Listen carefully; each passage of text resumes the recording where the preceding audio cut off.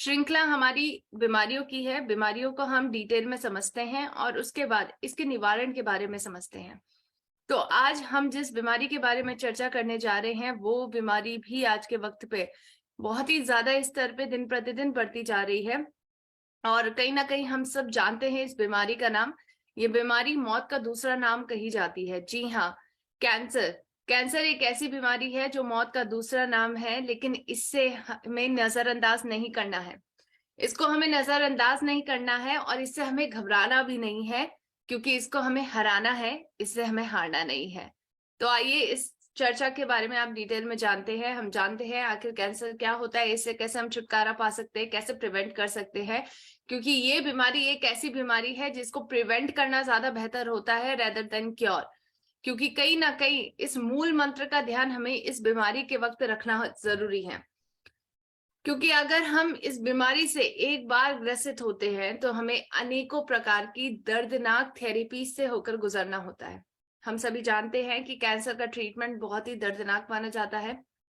Chemotherapy हो, radiotherapy हो, ये सभी थेरेपीज मनुष्य को अत्यधिक पेन से होकर गुजरना होता है। इन थेरेपीज में हमारा इम्यून सिस्टम आगे तक के लिए, इवन बीमारी खत्म होने के बाद भी इसके कई साइड इफेक्ट्स होते हैं कि हमारा इम्यून सिस्टम इतना वीक हो जाता है कि आगे आने वाली बीमारियों से हमें बचा नहीं पाता। इन थेरेपी से हम कैंसर से तो बच जाते हैं, लेकिन कहीं ना कहीं आगे जाके हम ऐसी बीमारियों से ग्रसित होते हैं जो हमें आगे रोग ग्रसित ही बनाए रखती है। हम हेल्दी लाइफस्टाइल नहीं जी पाते। तो कहीं ना कहीं इन सभी थेरेपी से दूर रहना जरूरी है। उसके लिए आपको इस मूल मंत्र को फॉलो करना जरूरी है। कैंसर जैसी बीमारी को दूर रखने के लिए उसको प्रिवेंट करना जरूरी है। Prevention is better than cure, यानी उपचार से बेहतर है बचाव। इस मूल मंत्र का आप ध्यान जरूर रखें, क्योंकि कैंसर अगर आपको एक बार हो जाता है तो उसकी कोई गारंटी नहीं है कि आपका जीवन आगे चलेगा या नहीं, आपका जीवन आगे कंटिन्यू होगा कि नहीं। क्योंकि कई ऐसे व्यक्ति हैं आज के वक्त पे जो बहुत ही नामी व्यक्ति हैं, हाँ, आ जिनके रहा हूँ पास मैं। पैसों की कोई कमी नहीं थी, रिसोर्सेस की कोई कमी नहीं थी, वो बेस्ट से बेस्ट डॉक्टर्स के पास भी जाते थे, लेकिन फिर भी वो कैंसर जैसी बीमारी को हरा नहीं पाए। आप देख सकते हैं स्क्रीन पे कई ऐसे हमारे जाने माने सेलिब्रिटीज हैं। नरगिस दत्त, ये पैनक्रियाटिक कैंसर की शिकार बनी। ऋषि कपूर जी लुकेमिया के शिकार बने। Irfan Khan neuro endocrine cancer के शिकार बने। और ये सभी व्यक्तियों के पास अत्यधिक रिसोर्सेस थे, लेकिन फिर भी वो इन सभी कैंसर की बीमारी से इनकी मौत हुई है। लेकिन अगर आप देखें, कई ऐसे व्यक्ति भी हैं इस दुनिया में, ऐसे कई व्यक्ति हैं जिन्होंने कैंसर की जंग में जीत हासिल की है। ये व्यक्ति आप देख सकते हैं स्क्रीन में, मनीषा कोइराला जी, सोनाली बेंद्रे जी, लेसा रे, ये सभी व्यक्ति वह है जिन्होंने कैंसर को हराया है। तो हमें इन सभी से प्रेरणा लेनी चाहिए कि आखिर इन्होंने कैंसर को कैसे हराया है, क्या एक कदम इन्होंने उठाए थे कि ये कैंसर जैसी बीमारी को हरा पाए। और साथ साथ हमें ये भी जानना जरूरी है कि कैंसर में हो ही ना, उसके लिए हम क्या कर सकते हैं, कैसे इसको प्रिवेंट कर सकते हैं। उस सभी बातों को शुरू करने से पहले हमें गंभीरता को जानना जरूरी है कि आखिर कैंसर कितने दर से बढ़ रहा है भारत में, विश्व में, और क्या इसकी स्थिति है। अगर आप देखें, इसकी स्थिति क्लियर करने के लिए आज के वक्त एक रिपोर्ट जारी की गई जिसका नाम है, Indian council of medical research के द्वारा ये जारी रिपोर्ट है और ये हिंदुस्तान टाइम्स में पब्लिश की गई थी। इसमें साफ तौर पे कहा गया है कि 8 में से 1 व्यक्ति भारत में ऐसे हैं जो कैंसर के शिकार हो चुके हैं। They are the victim of cancer. ये भी कहा गया है कि इंडिया में अगले 5 साल में कैंसर की बढ़ती दर जो होगी वो 12% के दर पे बढ़ेगी। जी हाँ, कैंसर इंडिया में अगले 5 साल में 12% की दर से बढ़ेगा। साथ साथ ये भी प्रोजेक्ट किया गया है कि गैर संक्रामक बीमारी, जिसे हम नॉन कम्युनिकेबल डिजीज के नाम से जानते हैं, उससे भी आगे आने वाले 5 साल में यानी 2025 तक लगभग 1.5 मिलियन पीपल और ज्यादा ऐसे होंगे जो इससे सफर करेंगे, जो इससे ग्रसित होंगे। इसी प्रकार अगर आप देखें तो हम ये एस्टिमेट लगा सकते हैं कि इंडिया की पॉपुलेशन जो आज के वक्त में 1.35 बिलियन से भी ज्यादा है, इस पॉपुलेशन में 12% का दर आखिर कितना होगा। आप मान सकते हैं कि कई लाख लोग ऐसे होंगे जो आगे आने वाले टाइम पे कैंसर से पीड़ित होंगे। आप इन सभी लाख लोगों की दर्द पीड़ा समझ सकते हैं, क्योंकि कहीं ना कहीं अगर कैंसर किसी व्यक्ति को होता है तो ये प्रॉब्लम सिर्फ उस व्यक्ति की नहीं होती है, ये प्रॉब्लम पूरे फैमिली की बन जाती है।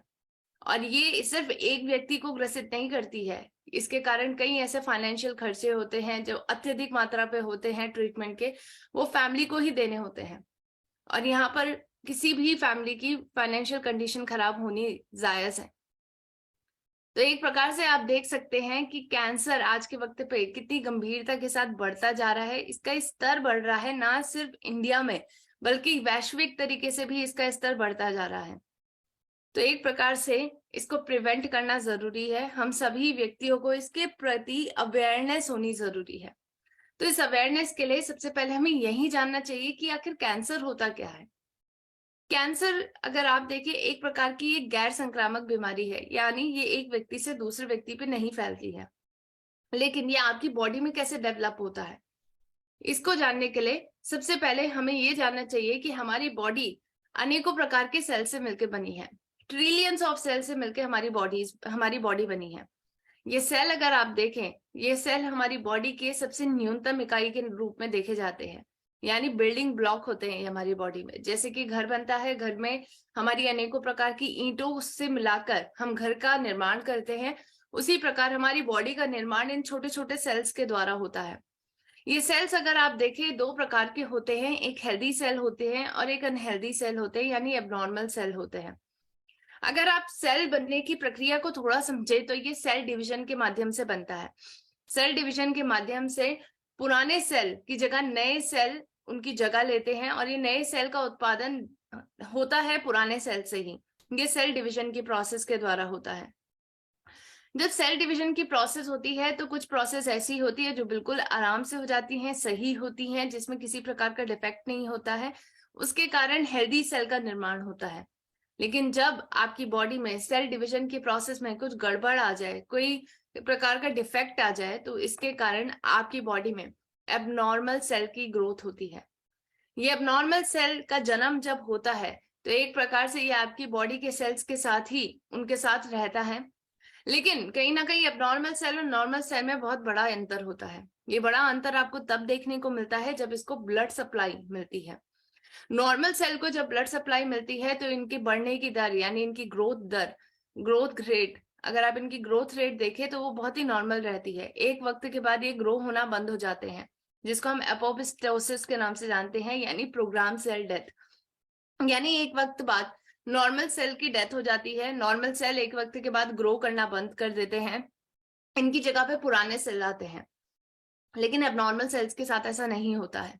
एबनॉर्मल सेल्स में जब उनको ब्लड सप्लाई मिलनी शुरू होती है तो वो बहुत ही ज्यादा दर के साथ बढ़ना शुरू हो जाते हैं, ग्रो होना शुरू हो जाते हैं। जितना नॉर्मल सेल की दर है उससे कई गुना ज्यादा दर के साथ ये बढ़ते हैं। इसके कारण एबनॉर्मल सेल को जब ब्लड सप्लाई मिलती है तो वह इतने बढ़ते हैं कि वह दूसरे टिश्यूज या दूसरे सेल की जगह पर भी सेल्स की जगह पर आने लग जाते हैं, बढ़ने लग जाते हैं। उसके कारण लंप ऑफ टिश्यू बनना शुरू होता है। लंप ऑफ टिश्यू यानी आपका टिश्यूज का गुच्छा बनना शुरू होता है और इसी को हम ट्यूमर के नाम से जानते हैं। ये ट्यूमर अगर आप देखें ये दो प्रकार के होते हैं। ट्यूमर दो प्रकार में सबसे पहला प्रकार होता है जो नॉन कैंसरस होता है।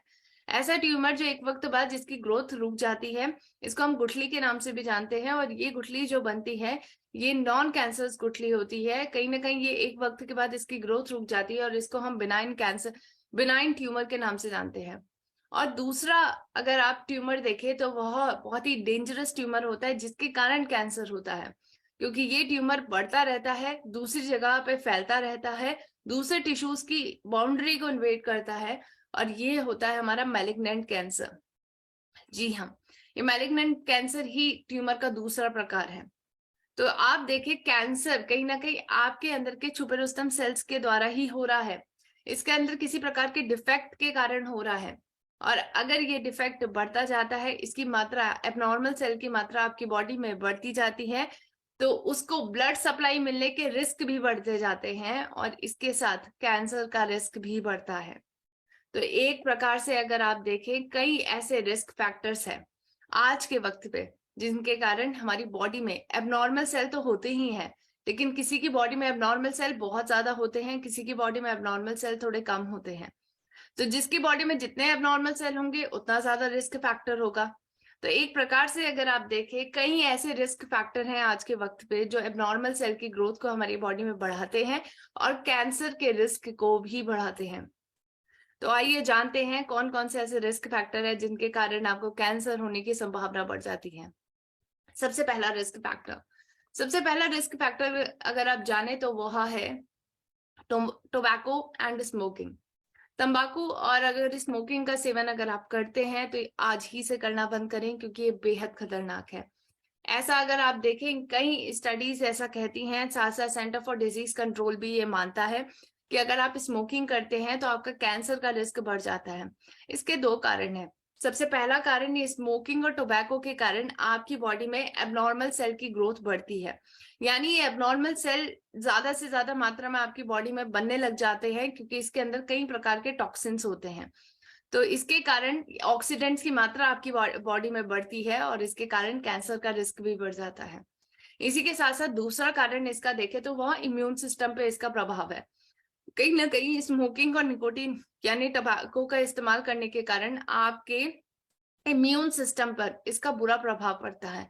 इम्यून सिस्टम खराब होता जाता है, दिन प्रतिदिन रोग प्रतिरोधक क्षमता कम होती है और इसी के कारण आपके बढ़ते कैंसर सेल की ग्रोथ को वो रोक नहीं पाता।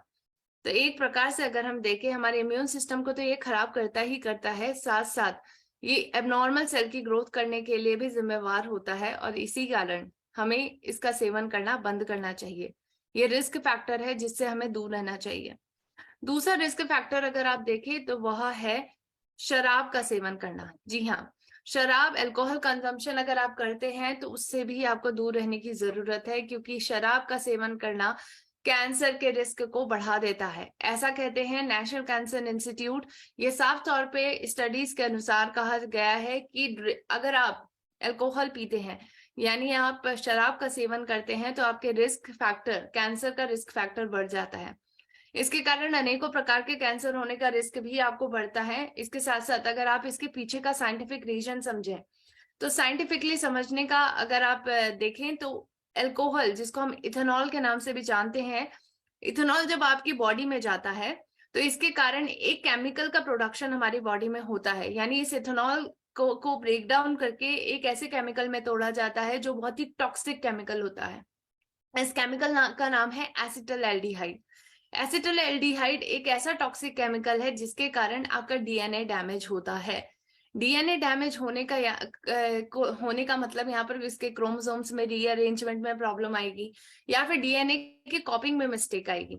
तो इसके कारण एक ऐसे डिफेक्टेड सेल यानी एबनॉर्मल सेल का जन्म होगा जिसका डीएनए डिफेक्टेड होगा और इसी के कारण ये एबनॉर्मल सेल की मात्रा बढ़ेगी आपकी बॉडी में, जिससे कैंसर का रिस्क भी बढ़ेगा। तो आई होप आप सभी समझ गए होंगे कि किस प्रकार से एबनॉर्मल सेल की ग्रोथ होती है अगर आप अल्कोहल का कंजम्पशन करते हैं, अगर आप शराब का सेवन करते हैं।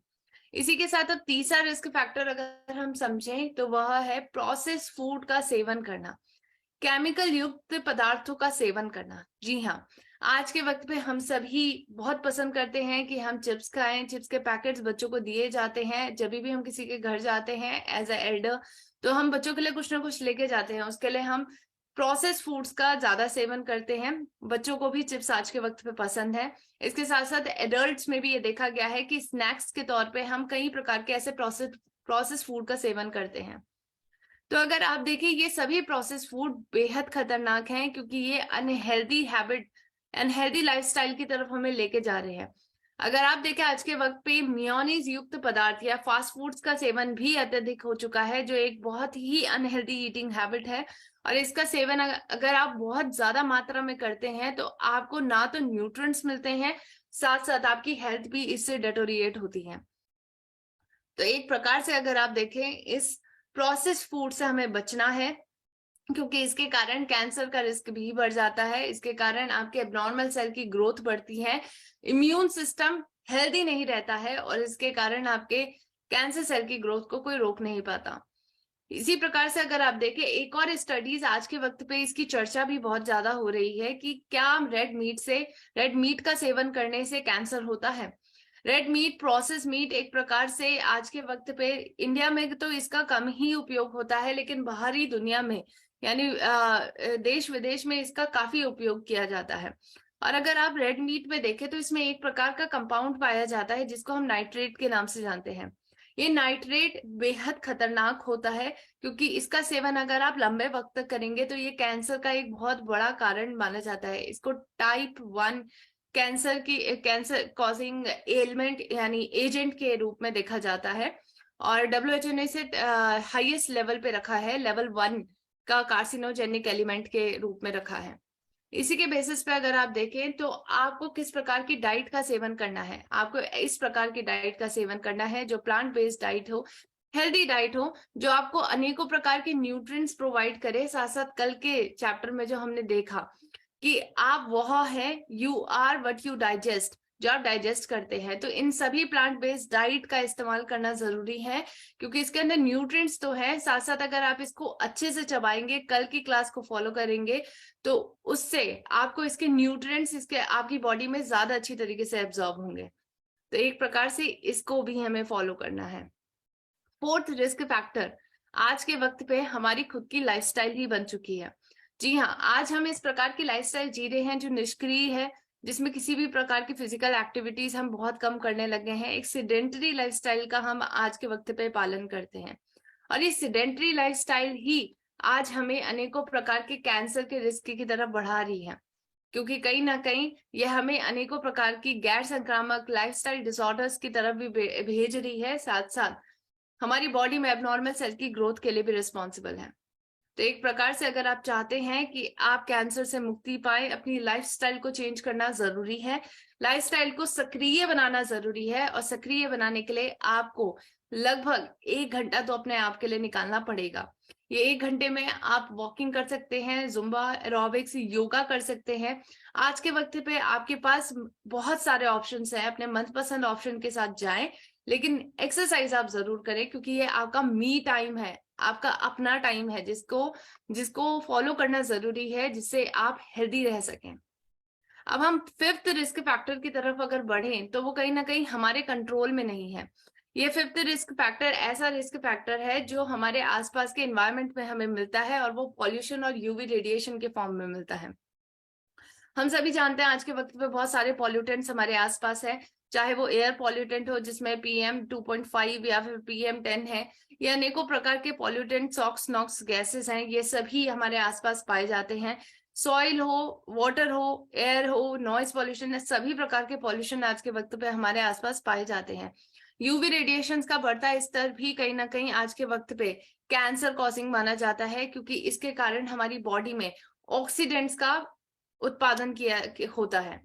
ऑक्सीडेंट्स का उत्पादन हम सभी ने जानते हैं कि ऑक्सीडेंट एक प्रकार के फ्री रेडिकल होते हैं, और इनका उत्पादन अगर आपकी बॉडी में ज्यादा होता है तो ये कार्सिनोजेनिक होते हैं, यानी कैंसर कॉजिंग होते हैं।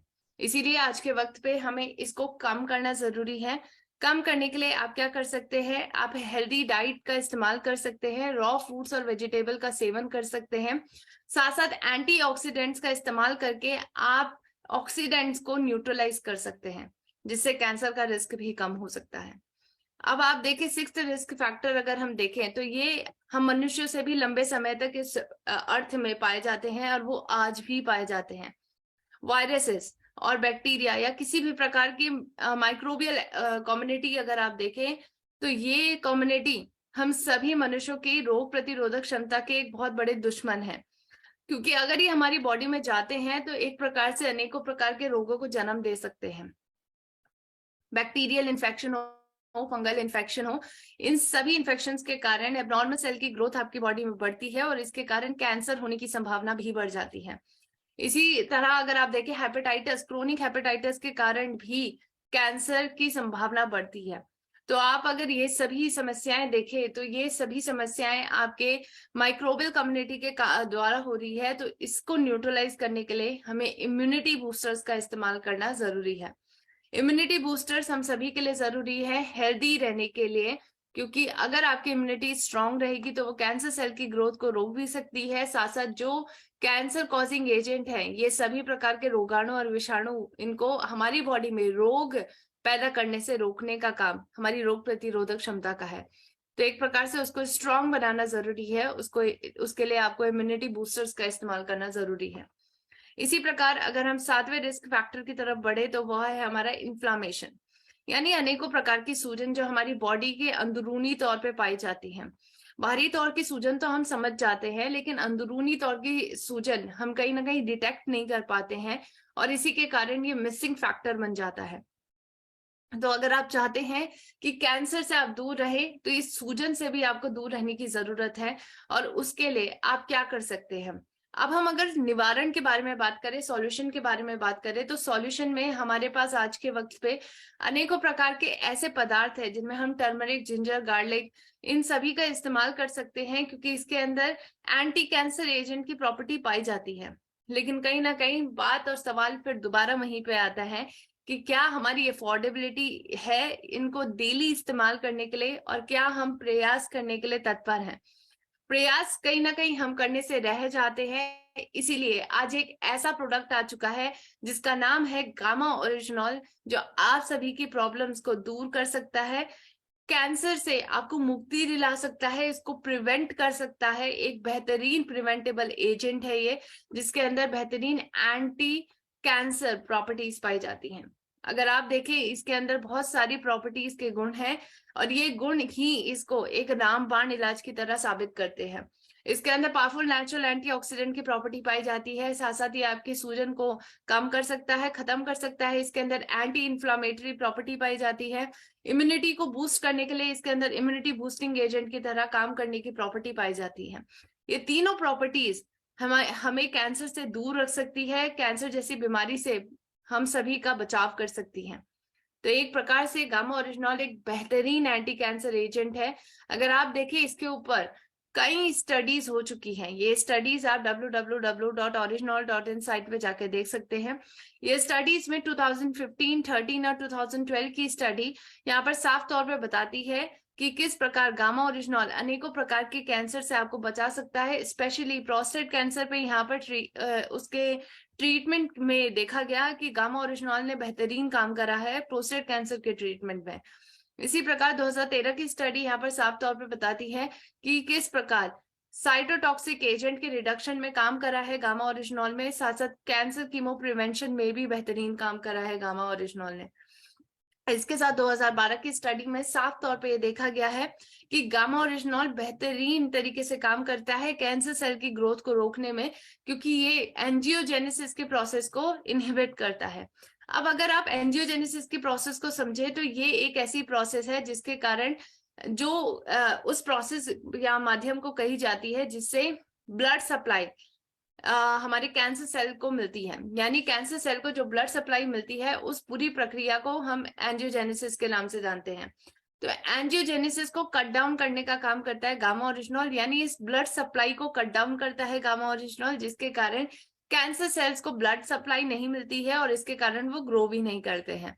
तो एक प्रकार से इस प्रकार से ट्यूमर का रिग्रेशन करता है, यानी उसको कम करता है गामा ओरिजिनॉल। इसी प्रकार 2012-2009 की स्टडी भी आप देख सकते हैं, जहां पर बताया गया है कि गामा ओरिजिनॉल के अंदर एक ऐसा कंपाउंड पाया जाता है जिसका नाम है साइक्लोआर्टेनॉल फेरुलेट। ये साइक्लोआर्टेनॉल फेरुलेट एक बेहतरीन कंपाउंड है जिसके कारण कैंसर की ग्रोथ को रोका जा सकता है। एक कैंसर प्रिवेंटिंग एजेंट की तरह ये मददगार साबित होता है, और ये आपकी गामा ओरिजिनॉल के अंदर मिलता है। तो आप एक प्रकार से देख सकते हैं कि कितने सारे फायदे हैं गामा ओरिजिनॉल के, स्पेशली कैंसर जैसी बीमारी को रोकना और उसको प्रिवेंट करने की भी क्षमता इसके अंदर है। इसके साथ 2003 और 1998 की स्टडी भी आप ये देख सकते हैं कि ये साफ तौर पर बताती है इसके अंदर एंटी एंजियोजेनिक मैकेनिज्म है, यानी ब्लड सप्लाई को रोकने के लिए काम करता है ये।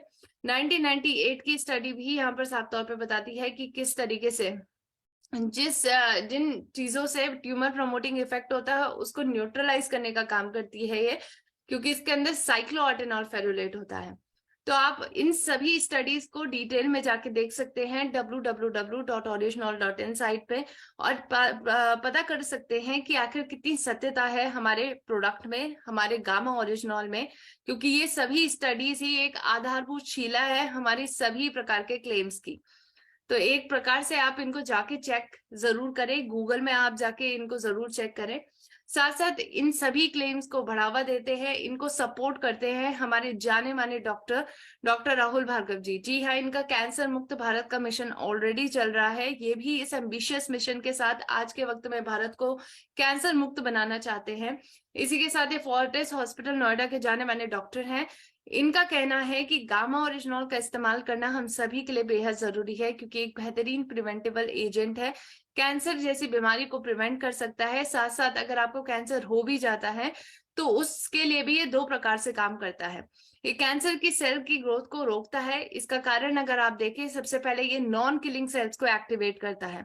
आपकी बॉडी में नॉन किलिंग सेल्स यानी और टी सेल्स, ये कहीं ना कहीं आपके बढ़ती सेल की ग्रोथ को रोकने में काम करते हैं। तो नॉन किलिंग सेल्स को एक्टिवेट करता है, जिसके कारण कैंसर सेल की ग्रोथ रुक जाती है।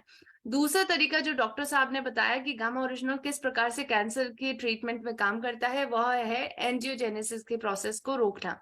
यानी ब्लड सप्लाई जो उन सभी सेल्स को मिल रही है उसको रोक कर उसकी ग्रोथ को रोका जाता है।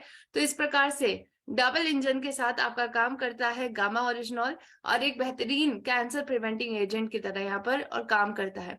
यानी ये उपचारक की तरह भी काम कर रहा है और बचाव के एजेंट की तरह भी काम कर रहा है। तो इसका इस्तेमाल करना हम सभी भारतीयों के लिए जरूरी है, अगर हम हेल्दी रहना चाहते हैं और वेल्दी भी रहना चाहते हैं।